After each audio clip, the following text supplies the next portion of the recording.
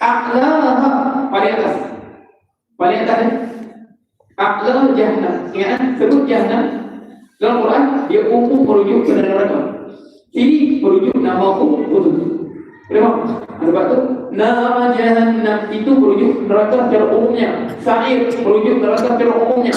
Lama merujuk neraka secara umumnya. Hawiyah merujuk neraka secara umumnya. Hukamah merujuk neraka secara umumnya. Tapi sini hadis ni dia merujuk secara nama khusus.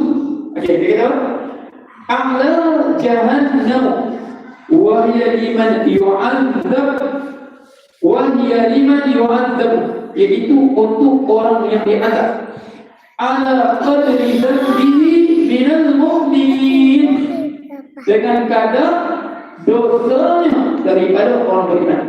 Sebab setengah orang beriman dia kena masuk neraka dulu untuk dibakar dengan dosa. Allah. Wal'iyadillah. Semua nama dia jahannam. Sebab Allah bahawa 3 orang beriman pertama